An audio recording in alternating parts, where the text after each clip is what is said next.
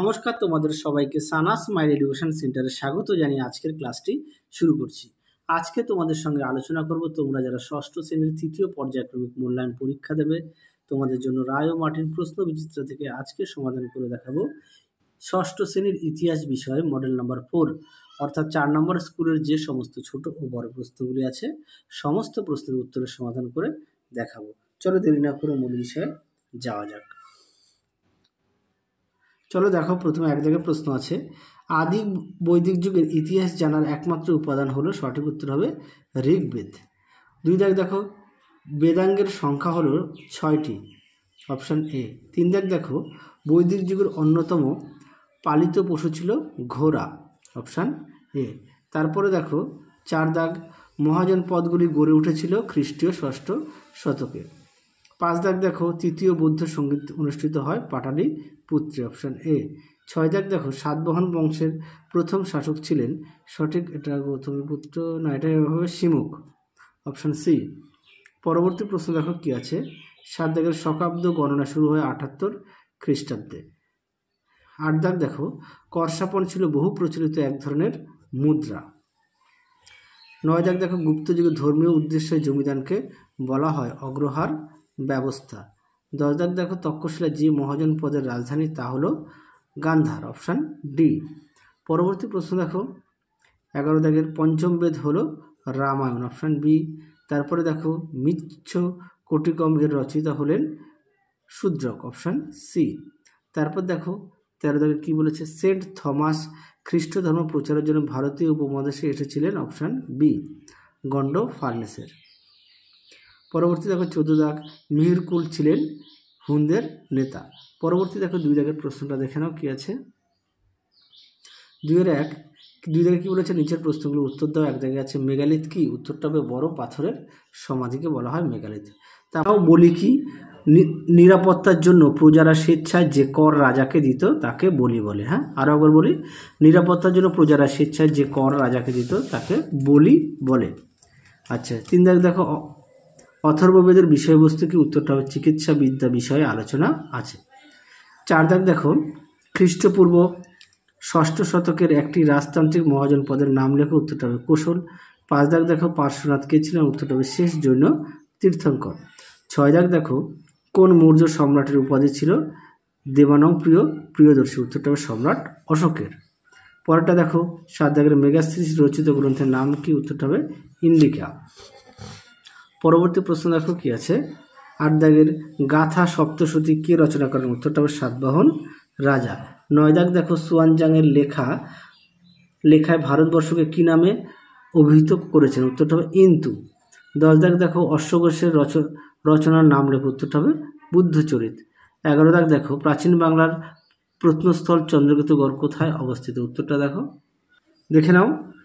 চন্দ্রকেতুগড় পশ্চিমবঙ্গের উত্তর 24 পরগনা জেলার বেড়াচাপায় অবস্থিত একটি প্রত্নস্থল। আশা করি দেখে নিয়েছ। পরবর্তী প্রশ্ন দেখো, পঞ্চতন্ত্র কোন ভাষায় রচিত, উত্তরটা হবে সংস্কৃত ভাষায়। 13 দাগ দেখো, কিউনিফর্ম কি, উত্তরটা হবে প্রাচীন মধ্যপ্রাচ্য ব্যবহৃত লেখার পদ্ধতি। তারপরে দেখো, ফেরাও কাদের বলা হতো, উত্তরটা হবে মিশরের রাজাদের ফেরাও বলা হতো। পরবর্তী প্রশ্ন দেখো 2 দাগের, দ্বাদশ অঙ্গ কি, উত্তরটা দেখো। তারপরে দেখো, আর্য সত্য কি, দুটি প্রশ্নের উত্তরে একত্রিতভাবে দেখাচ্ছি, দেখে নাও। দ্বাদশ অঙ্গ কি, সুন্দর করে দেওয়া আছে। তারপরে দেখে নাও আর্য সত্য কি। পরবর্তী প্রশ্ন দেখো 3 দাগের, আলেকজান্ডার কোন অঞ্চলের শাসক ছিলেন, উত্তরটা হবে ম্যাসিডনের। তিনি কবে নাগাদ ভারতে আসেন, উত্তরটা হবে 326 খ্রিস্টপূর্বাব্দে। পরবর্তী প্রশ্ন দেখো, হর্ষচরিত কি, উত্তরটা দেখো। দেখে নাও বাণভট্টের লেখা হর্ষচরিত সম্পর্কে টিকা লেখো, সুন্দর করে দেওয়া আছে, তোমরা অবশ্যই ভালো করে পড়বে। পরবর্তী প্রশ্ন দেখো কি আছে, অগ্রহার ব্যবস্থা কাকে বলে আর স্ত্রীধন কি। চলো দুটি প্রশ্নের উত্তর দেখাই, দেখে নাও। অগ্রহার ব্যবস্থা বলতে কি বোঝো, একেবারে অগ্রহার ব্যবস্থা ফলাফলটা দেখে নাও, ফলটা দেখে নাও। তারপরে দেখো স্ত্রীধন কি, দেখে নাও প্রশ্ন উত্তরটি।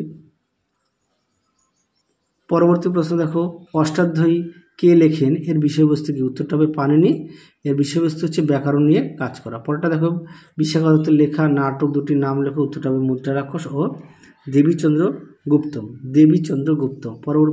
পরটা দেখো, মিলিন্দপন্হ বা মিলিন্দ প্রশ্ন কি, উত্তরটা দেখো, দেখে নাও প্রশ্ন উত্তরটি। পরবর্তী প্রশ্ন দেখো,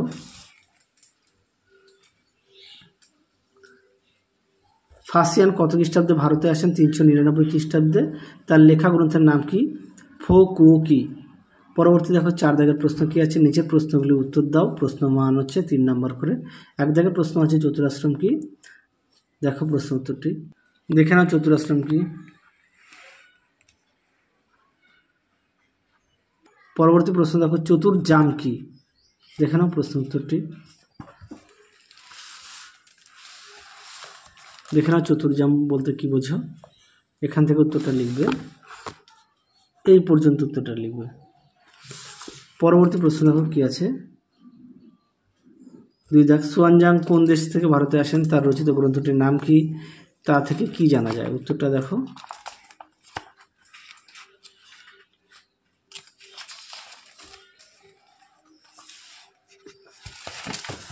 দেখে নাও প্রশ্ন উত্তরটি, তোমরা এখান থেকে পেয়ে যাবে। হ্যাঁ, সুয়ানজাং ছিলেন চীন দেশের পর্যটক, দেখে নাও, এই পর্যন্ত লিখবে, তোমরা এখান থেকে বিস্তারিত পেয়ে যাবে। পরবর্তী দেখো, মেগাস্তিনিস রচনা থেকে পাটলিপুত্রের সম্পর্কে কি জানা যায়? দেখে নাও প্রশ্ন উত্তরটি, দেখে নাও প্রশ্ন উত্তরটি, সুন্দর করে দেওয়া আছে। পরবর্তী প্রশ্ন দেখো, সুদর্শন হ্রদ সম্পর্কে টিকা লেখো, দেখো প্রশ্ন উত্তরটি,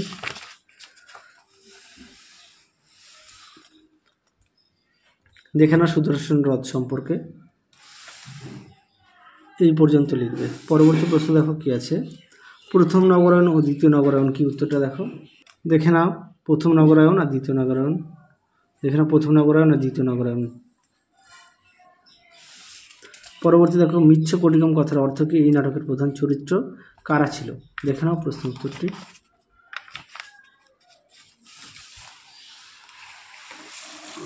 দেখে নাও, সুন্দর করে দেওয়া আছে, দেখে নাও। পরবর্তী প্রশ্ন দেখো, কালিদাসকে তার 2টি রচনার নাম উল্লেখ করো, দেখো প্রশ্ন উত্তরটি,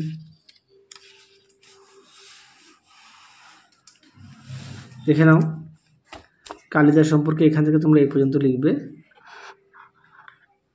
তার লেখা দেখো, কাব্যগ্রন্থগুলি মেঘদূতম, কুমার সম্ভবম, রঘুবংশম, ঋতুসংহার। পরবর্তী দেখো, টিকা লেখো গান্ধার শিল্প, দেখো উত্তরটি, দেখে নাও গান্ধার শিল্প সম্পর্কে দেওয়া আছে সুন্দর করে টিকা, তোমরা অবশ্যই পড়ে এখান থেকে এই পর্যন্ত লিখবে। তোমরা তোমাদের পাঠ্য বই থেকেও পড়ে নিতে পারো। পরবর্তী দেখো কি আছে, টিকা লেখো তাম্রলিপ্ত বন্দর, দেখে নাও প্রশ্ন উত্তরটি, দেখে নাও প্রশ্ন উত্তরটি, সুন্দর করে দেওয়া আছে। পরবর্তী প্রশ্ন দেখো, 5 প্রশ্ন মান হচ্ছে 5 নম্বর করে। 1 থেকে গুপ্ত সাম্রাজ্যের বিস্তারে সমুদ্রগুপ্তের কৃতিত্ব আলোচনা করো, দেখো প্রশ্ন উত্তরটি,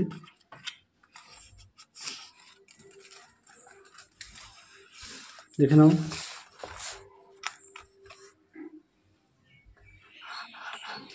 দেখে নাও, সুন্দর করে দেওয়া আছে পয়েন্ট দিয়ে, তোমরা পয়েন্ট দিয়ে লিখবে, দেখে নাও। চলো পরবর্তী প্রশ্ন দেখো, পরবর্তী প্রশ্ন দেখো, শাসক হিসেবে হর্ষবর্ধনের কৃতিত্ব কথা সংক্ষেপে লেখো, দেখে নাও, দেখে নাও, সুন্দর করে পয়েন্ট দিয়ে দেওয়া আছে, তোমরাও পয়েন্ট দিয়ে লিখবে। পরবর্তী প্রশ্ন দেখো,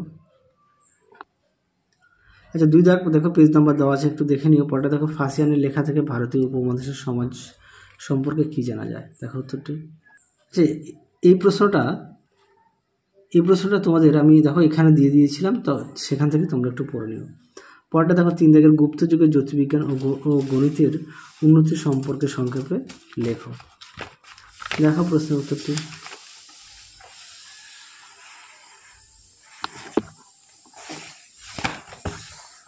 দেখে নাও প্রশ্ন উত্তরটি।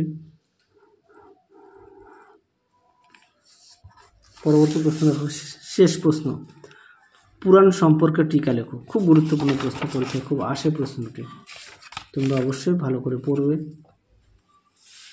দেখে নাও পুরাণ কি, পুরাণের বিষয়বস্তু কি, দেখে নাও।